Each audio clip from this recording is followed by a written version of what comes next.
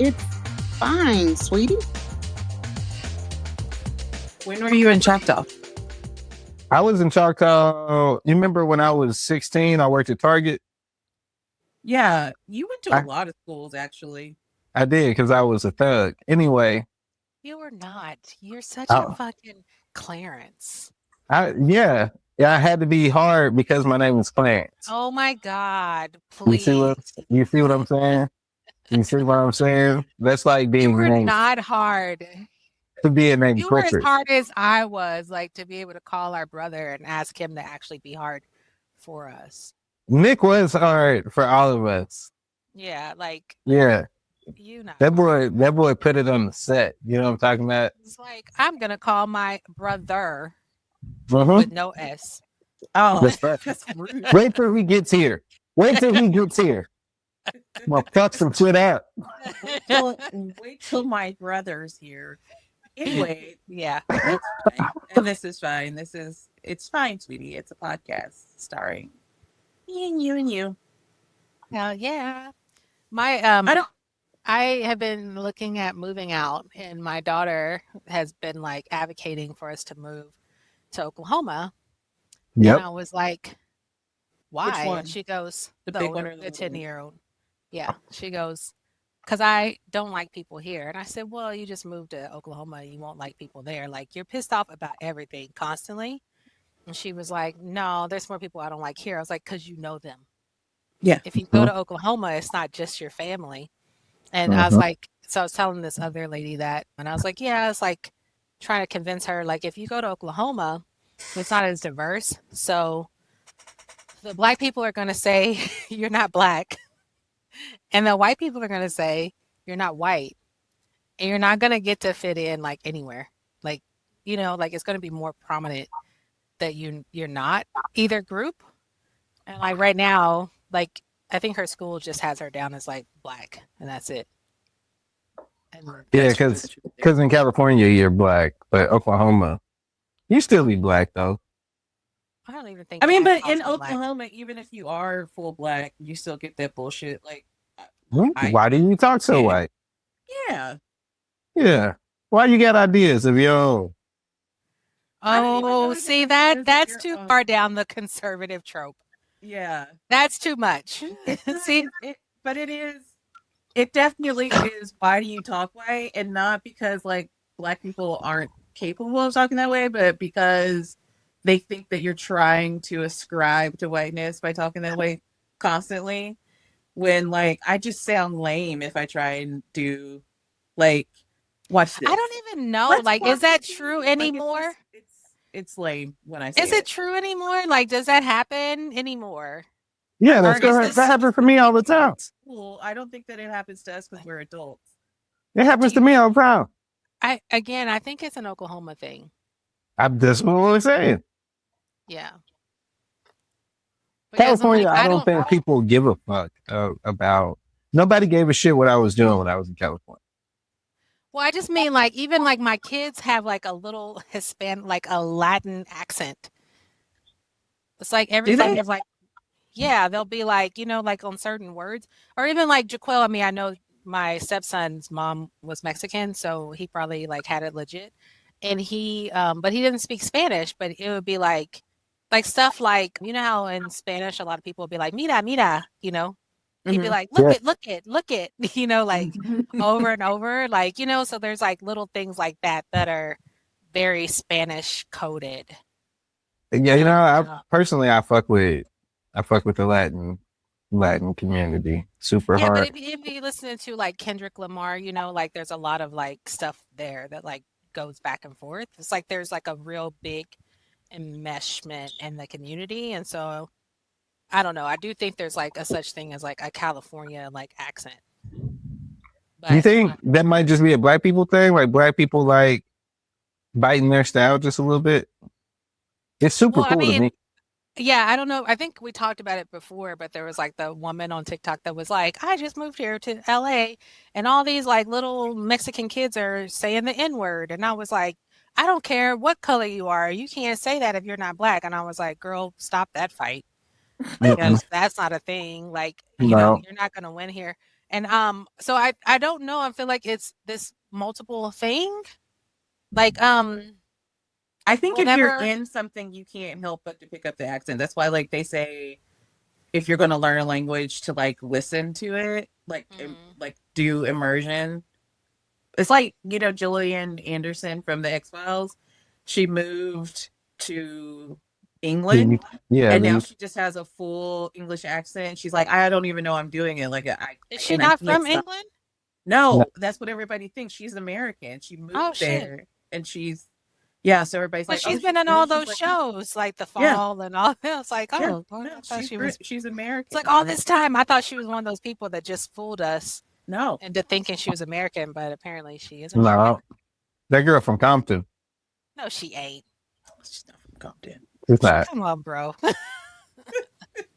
Anyway, but yeah, no, I don't know. I mean, I feel like some of the people who are right wingers, like that's kind of their thing is like we're black. Being black is not a monolith, and I feel like they're leaning so hard into like I'm not just every other black person that that's why they have to be like Republican.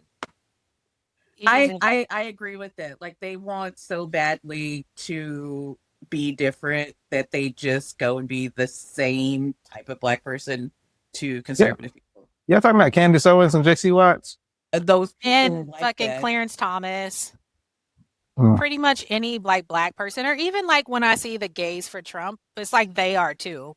It's like they really don't have an argument. It's like, oh, you're against abortion and you're, like based on what? Come on. Any person who's going to say something like getting off of the Democratic plantation, like automatically they have I'm not like other girls syndrome. Yeah, I'm fun. Yeah. I don't Pick hang out with me. guys because I'm not like other I can't hang out with women because all women hate me. I'm not like other girls. It's the same as not all black people are a monolith, so I have to be a Republican. Yeah, I feel like I have a couple of friends like that. I mean, not friends, but people that I worked with. I was thinking about that earlier because I don't know how controversial it is, or if you've seen the stuff on Austin Metcalf. No. Oh, okay. So Austin Metcalf is white, and he has a twin brother. And there was a track meet. I don't remember what state. I think it's Texas. Oh, okay. I know what you're talking about. Yeah, and Carmelo Anthony, spelled with a K, a young black man, 17, boy, he's a child, was in the tent. Apparently, it was a rainy day. There's some dispute about whether or not, like, from what I've heard in different accounts, like there was a rainy day, so there was like a delay in time. So the coaches just told everybody to get to a tent, not to their tent. But Mm-hmm. Austin took it upon himself to like make sure that Anthony got out of their tent. So he confronts him, and of course, his brother is saying he asked nicely for Carmelo to leave, and then Carmelo was like, "Touch me and see what happens." So Austin touched him, and then Carmelo says, "Punch me and see what happens." And Carmelo, I mean, I guess Austin may have punched him, or maybe was going to, and Carmelo stabs Austin, and Austin dies. So now there's like stand your ground being invoked by Carmelo because he is saying he felt threatened. And in Texas, you have no duty to retreat. You can stand your ground, but of course he's black, so who knows how this will go. And MAGA is like all behind it, say his name, all that stuff. And then like in New York, there was also a person who was interviewing another person, and she was doing the thing like the antagonist thing, like how they Oh, if she punched her. yeah, she was doing street interviews, and one person is walking, and the other person is like with a microphone and asking to participate in this conversation. But then when she starts participating in the conversation, she's doing that thing where she's like changing the words around and like antagonizing her. So she was like, this is the woman with the microphone. I'm not the one who said I want to kill babies in foster homes. And the woman who was being interviewed like goes, that's not what I was saying. And then just punches the interviewer Oh, and walks off. So it's kind of like these, I guess is like both of them in these cases is like people are like getting really bold. yeah. Like and like I feel like even when the folks are like, "Oh, black being black is not a monolith," and like that is also like being in this conversation where they're just like being antagonist, so they can like try to flip your words around and like push you, and you're not supposed to like give it back, especially physically. But like it was like people are not in good spaces, so I Right. don't really know that like it's safe to do that. Like it made me think of one time. I don't know how much of this story I can tell, but I'm just going to try to like skirt around it. There was a person who was in a position of power, and there was a security guard. And the security guard it was raining, and he had asked the people he normally works with if he could sit inside. And they said yes. And so he was sitting inside, even though he's supposed to like sit outside. And when the person in the position of power came, he was like, "Can I talk to you for a second?" and calls the guy back outside.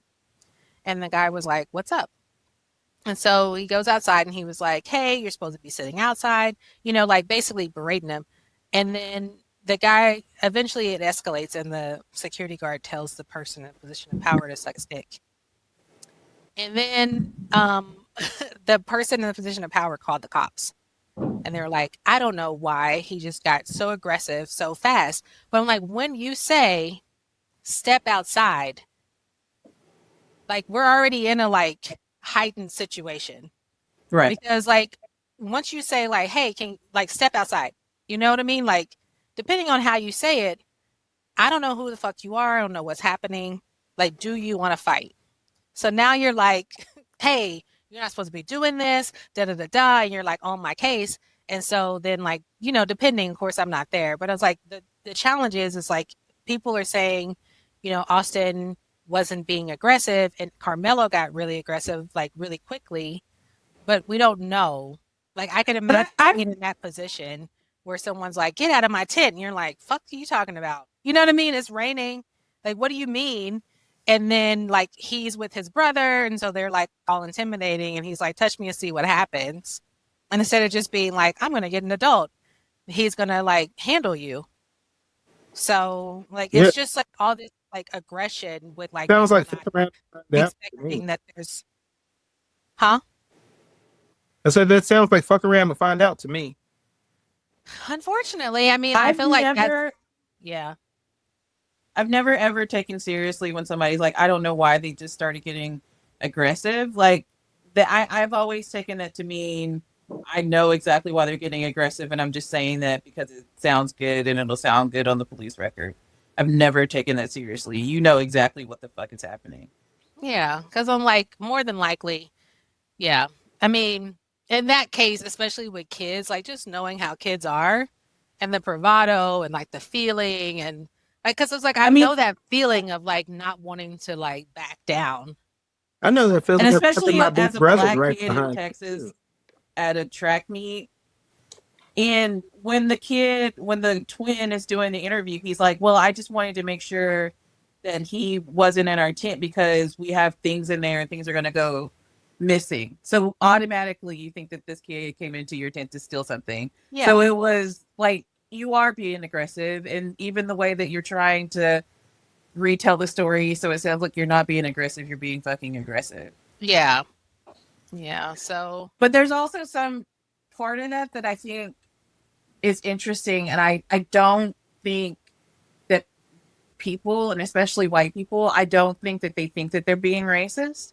I think that right. they think it's reasonable. Like I was just talking to someone about like being in writers groups, and every week, multiple times a week, some white person comes on there and it's like, "Well, I want to make my story diverse, but is it okay to write about black people, or is it okay to write about Mexican people, or how do I do that without stereotyping them?" And people are like, they have, people of color have wants and desires like white people, so you just, you know, they're just, and They're just they don't 100% like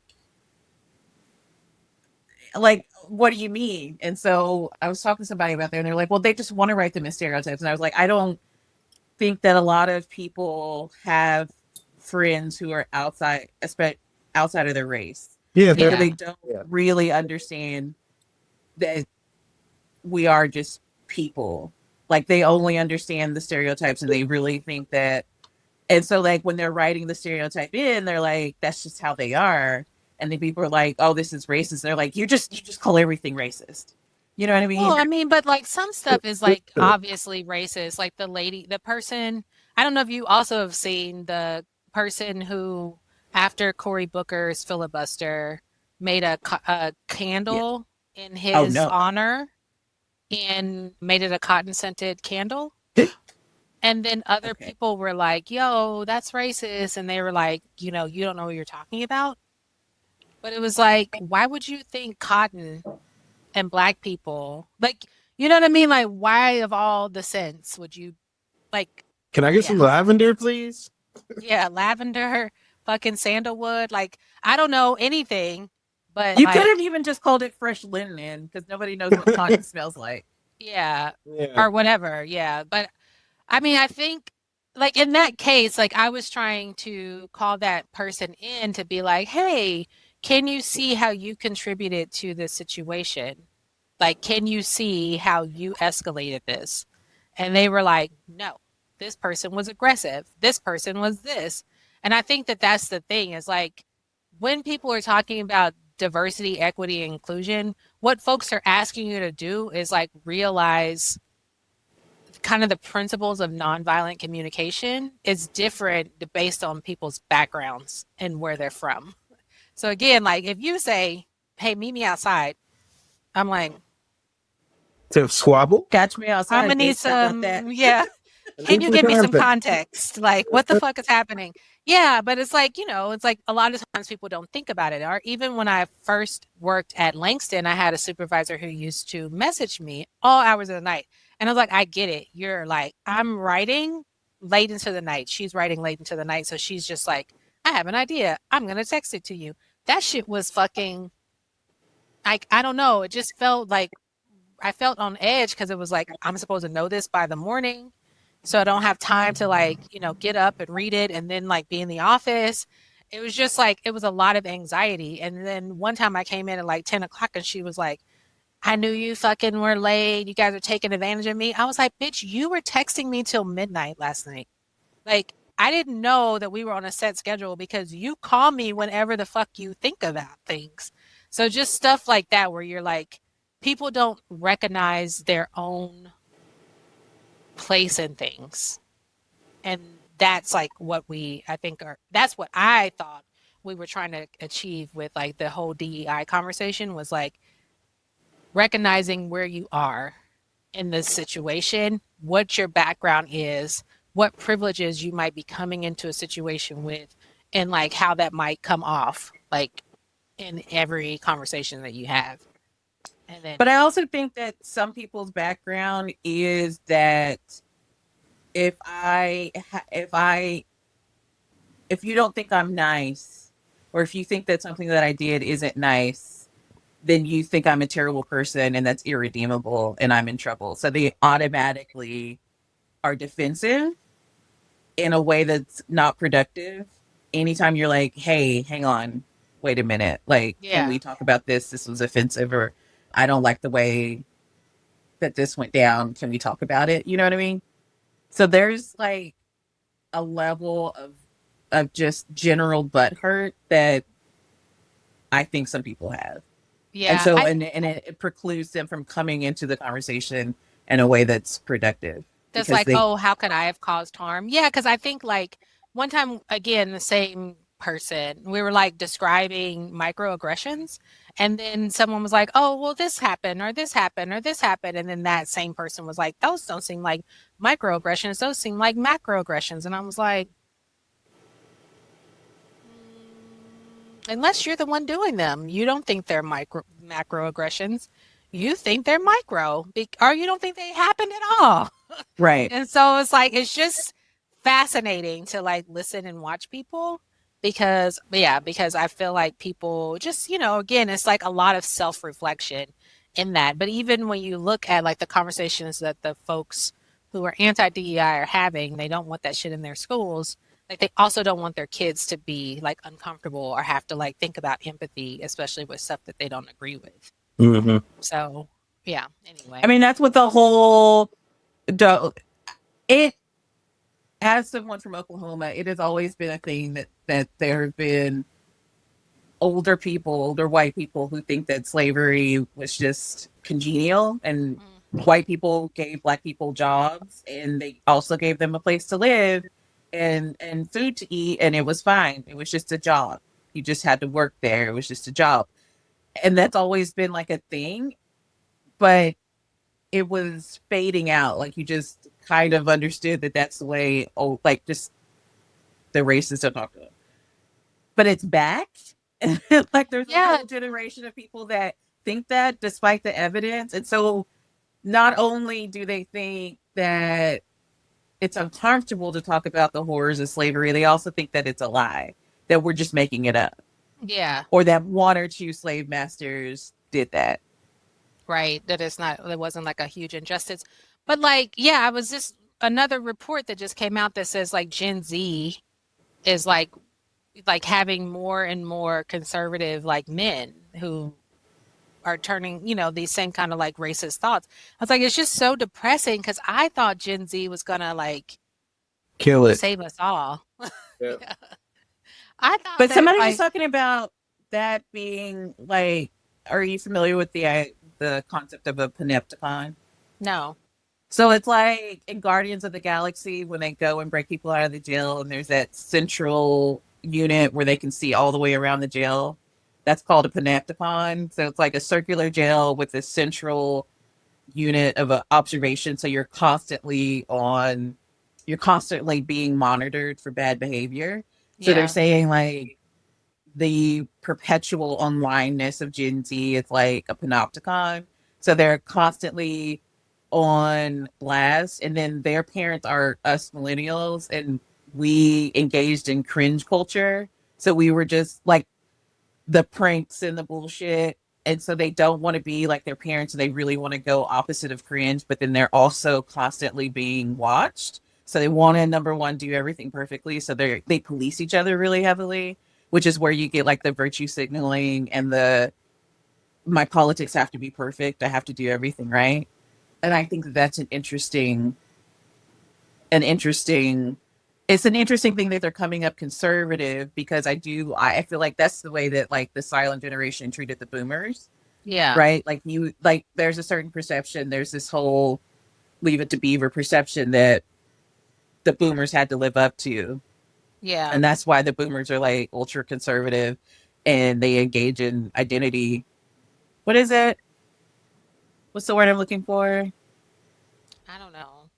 Where wanna you say have to be respectability politics, where Yeah, you yeah, have yeah. to engage in respectability politics. Which I guess like being opposite of cringe culture is respectability politics in a lot Right. of ways. Yeah.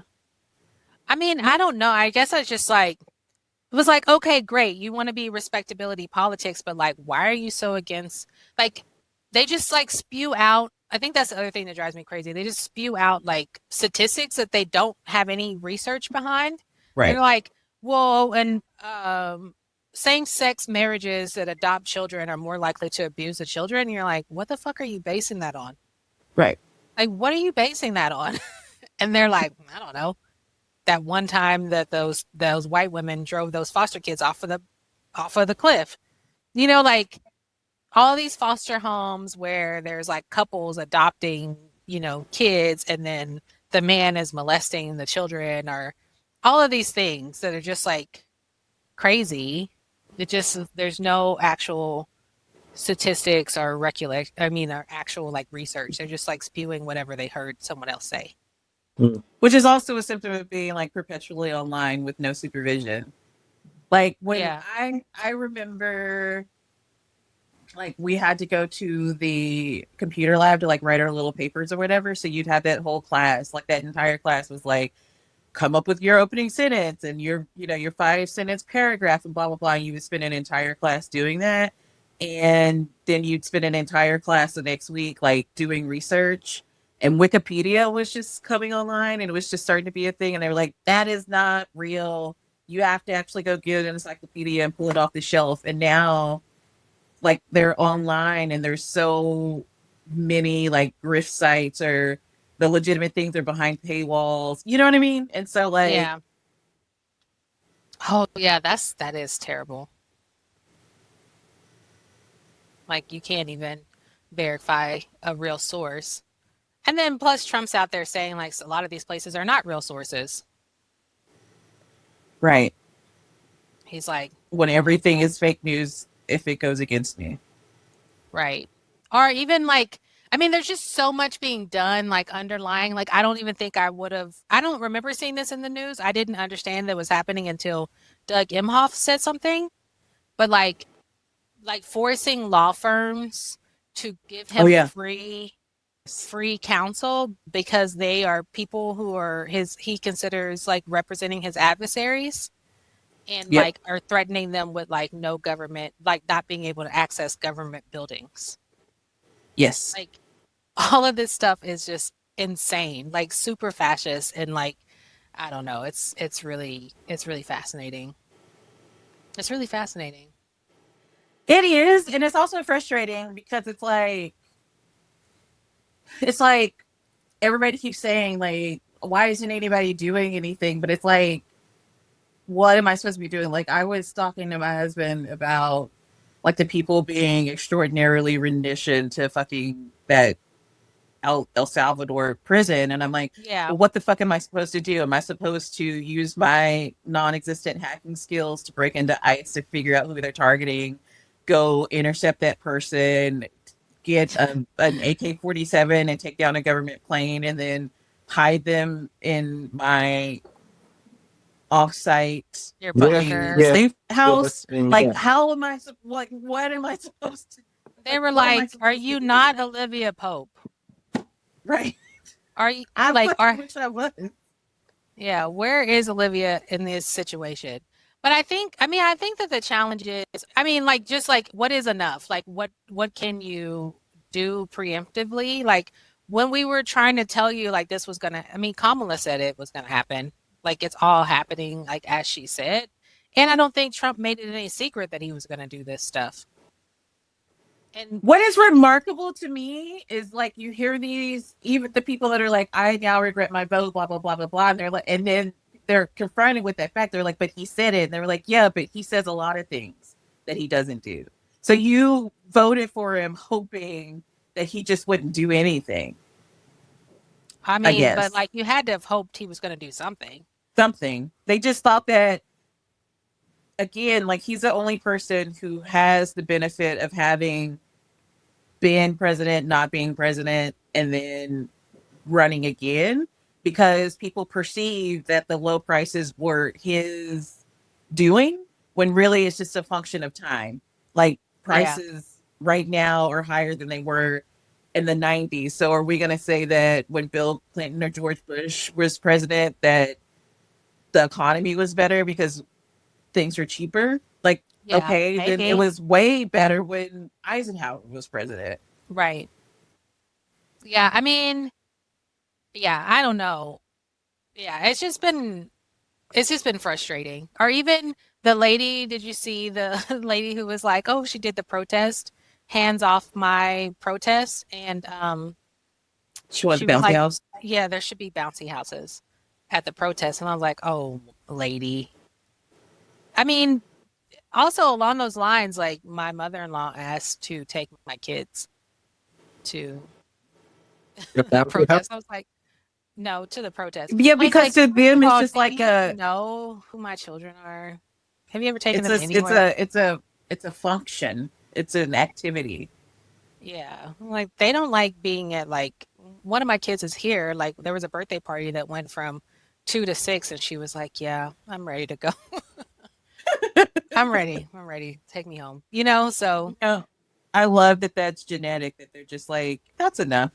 yeah, she Uh, goes, 70% of me wants to go, 30% of me wants to stay, but I'm just gonna go. It's like, Majority wins.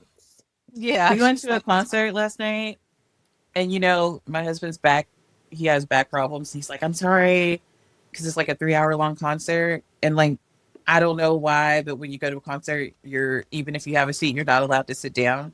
And I was like, I'm Yeah. just gonna have a sit.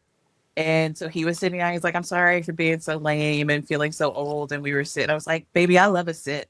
Like I love Yeah. to have a good sat down. I Right. will take a seat whenever one is offered to me. Would you like to sit? Yes, actually, I would. I would Yeah. always. Please. That thing is my Yeah. shit.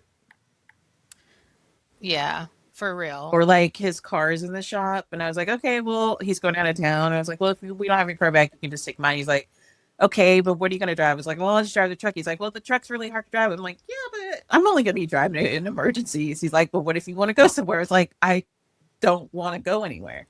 Like I Yeah. never want to go anywhere.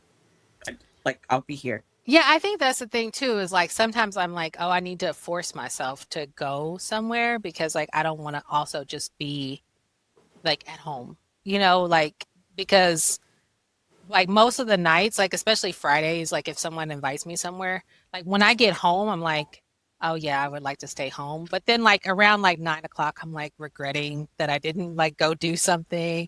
I'm like, oh guys, should I have gone? I feel in a little FOMO. But most of the time I just would rather go home. Yeah. And like being able to balance when like I don't feel like going and then I make myself go and then I have a good time, or versus like sometimes I don't feel like going, I go and then I like say a bunch of shit because I'm tired. Yeah.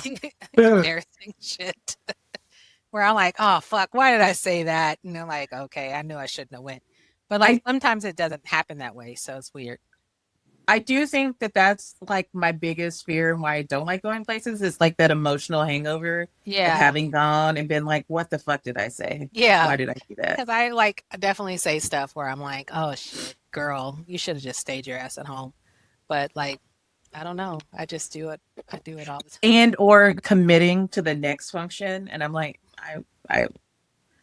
I don't know what kind of started person that I'm gonna be. whole like community group, and I'm like, I mean, I guess I have to show up, right? Because I'm like third Thursday of every month, and then like I'm like, okay, but I don't feel like doing it. But yeah, I have to go and say. But I've that is an example of like one where I've had a good time every time.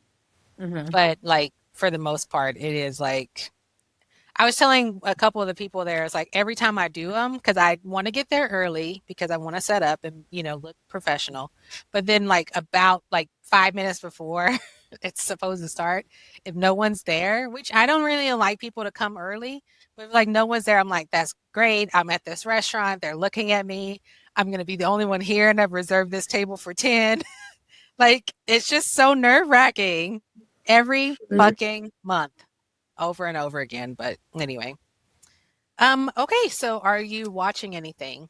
Mob. White Lotus. Oh. Go, Clarence. No, you go. The White Lotus season finale is tonight. Oh, it's tonight? The season Yeah. finale? Wow, I feel like that was quick. Mm-hmm. Did we find out why they were shooting? No, I think that's tonight, but Okay, good deal. they shooting. I'm watching Mobland. Oh, Oh, really? I couldn't get into it. It's just the first episode. I know. Oh, wow.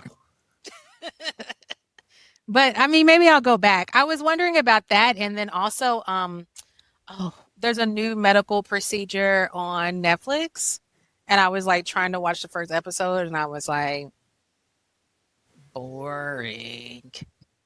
But What I don't is know it? if it's because like I'm in love with the pit, but I don't know. I have to tell you the name of it, but it's like a little blonde girl, and she just gets like promoted to chief resident. And it's probably supposed to be like The Resident, but I don't remember what it's called. It starts with a P too, P also. But and then on Starlight it told me to watch Black Beauty or Beauty in Black or something. Yeah, Black and Beauty is Tyler Perry. Yeah, and I tried to watch it, but it was really hard because like there's a lot of stripper stuff, and Mikey was like, "Why do people like strippers? What does this do for people?" Like, go to sleep. Yeah. But she was she wouldn't go to sleep, and she had like all the questions, like, why do people like booties? I'm like, okay, girl, get the freak out of my room. But yeah, so Why I do can't people watch that. like booties though? Because they fat. Well, she loves booties, so I don't know what she's talking about. She loves a good butt.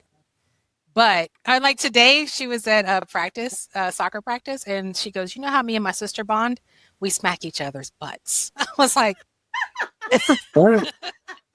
I don't know if you want people going back home and saying that to other people. You guys are never going to have friends, and you're going to be wondering why. They were like, your daughter says she smacks butts? Oh, yeah. Sorry. Yes, he does. He's one of the best smackers. Yeah, she's a good smacker. Oh, and also like my kids, are always smacking my butt. And so I was at the gym, and I was just talking to my trainer, and I was just like blah blah blah blah blah, yapping, yapping, yapping. And then all of a sudden somebody hit my butt, and I looked at him like, that's not Not okay. appropriate. Right. Yeah, what the fuck, bro? And then he goes, that wasn't me. And it was like my friend was behind me. I was like, oh, okay. He Thank said, but God. that's funny. Yeah, he was like, it was really funny how you reacted. You were like, No. Slow motion. yeah, excuse me, What is happening? sir. What the fuck? What the helly? What the helly on? What the helly on, James? Have you heard that song too? No. Damn, you guys, come on. I'm chronically online, I'm I old. guess. No, it's because we're in Oklahoma. Remember, we only get things 6 months later. No, but it was on TikTok. It was like, what the helly? What the helliance? Oh, I think I have heard that. Yeah, it's pretty funny.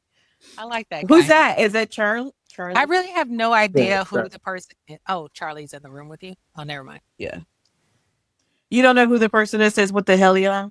No, I don't. But anyway, okay, well, I guess like that's where we are.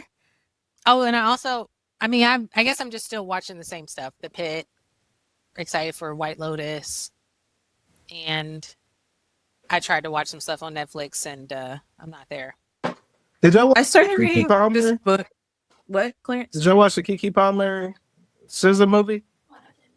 Oh yeah, I did. No, I is caught it it at free yet? theaters. It's $20. Oh, okay. It's on Netflix. Oh, is that okay? I'll Yeah, have it to watch just it. came out on Netflix this weekend. What was I gonna say? Oh, she's getting flack because she either interviewed or said something nice about She Chris interviewed. Brown, Oh, and I want us to quit like eating our own. Like, I understand that some people have but she some did an interview complicated. with Jonathan Majors. Oh yes, that's what it was. Like all these people are like, "Why are people?" And I'm like, Platform. like, did we say the same thing? Because I feel like that situation is a little complicated. Well, I think that there's like this additional recording of him like talking about like hitting her or something. I don't know. He does seem a little toxic, but also like I don't know. I mean, I feel like the challenge with everything is like kind of back to that whole like Kendrick removing his like music. It's like no one in the industry is pure. And it's like, Right. how do we like, I don't know, like navigate this? But I think that they're especially looking at her because they're like, hey, girl, remember when your baby daddy hit you and you were like rallying all of us to like, basically be on your side to be like, it's not okay. And But then now, she is friends with him anyway. yeah, now, but I was like, but the thing is like you were never going to not have him in your life because Right, you have a kid. you have a child. Yeah. So I don't know. I mean, it's all. Maybe like we can give people like 5 fucked up passes. Like you can just have publicly 5 Yeah. fucked I up think that's okay. views. Like I don't you can know. I mean, I think that like you kind of have to. It's just this fine line. Now, even like the what's her name, Chapel Roan. Like at this point, I don't know if you've seen any of that where she's like, they shouldn't be looking to me for political takes and blah blah blah blah blah. And you're like, well, bitch, then you shouldn't come out with any. Like, you shouldn't come out with any Right. political takes if that's the case. But in the same breath. Like I also like if you don't want it, like we don't have to give it. But there's a lot of artists who are really good who don't have the platform that you have. So then like if you don't want that, then just shut the fuck up. But the challenge is she probably can't shut the fuck up because she's probably in a deal where she has to like do all these interviews. Like even when you watch and look at like Billie Eilish, like I'm pretty sure like a lot of those interviews that she gets set up on, like are required by her label. Right, but that's why your label also goes, we're not talking about X, Y, and Z. Yeah, because you don't know what the fuck you're saying. But then And that's also she can't help it. what, yeah, that's why she refuses to do media training, but she wants to keep, she has to keep going on these things, but she wants to be authentic. But to me, Chapel Roan is a performance. And then there's Kaylee, who is, again, the Midwestern queen. Like, the way that she interacts with politics is the way a lot of Midwestern and people. Southern white Yeah. women interact with politics. And it's And she really nuanced and doesn't have varied. to like give any thought to it. Like there's no self-reflection. But Right. again, what people are saying is like, well, you're taking on this drag persona, and Right. drag is political. Right. But in the Midwest, the whole political statement is the drag performance. I don't have to think about it beyond that, and I don't have to have nuance about it. I'm just telling them to fuck off. You know what I mean? Yeah. So she is in this different context, and she is still suffering under the delusion of her Midwesternness and not understanding it on a larger stage. And again, it goes back to that thing where if you think I'm not a nice person, then that's offensive to me. And so I'm going to be completely defensive about it, and I'm going to double down. Yeah, but then the other thing is like, then like on the flip side, it's like, well, I don't care if people don't think I'm nice. I'm like, well, that's You do. not true because you're like saying like, how dare you, like, you know, XYZ, like, because it's like, you don't care if I don't think you're nice, then you wouldn't give a fuck if I said like, I don't want to hear what Chapel Right. Roan has to say about anything. Because if you're going to be like, hey, you know, let me get up here and say whatever the fuck I said, and if you disagree with me, then like, you know, you should still think I'm a good person. It's insane. It truly is insane. Faux show. Also, I'm reading this book that was written in the 90s, and it's always so funny to like go back and read, like think about like how far we've come. So like this book was written in the 90s, but it was envisioning the future. And so in their version of the future, which would be right about now, there were replicators that could make food, but then there was also no real meat. Like you could only replicate steak. So she meets this like billionaire, and he has a real steak made from a real cow. And she's like, real steak? And I'm like, what did you think was going to happen in the future? So they think all these things are going to happen in the future, but they still have landlines. Well, like all of the phones were still connected to the wall. They probably are going to kill all the cows at some point. The methane gas is ruining the environment. Okay. And that's fine. So I'll talk to you later. Okay. Well, all right, everybody. It has been another episode of It's Fine, Sweetie. We'll see you next time. Okay, bye. Bye. Bye. Thank you for listening to the It's Fine, Sweetie podcast.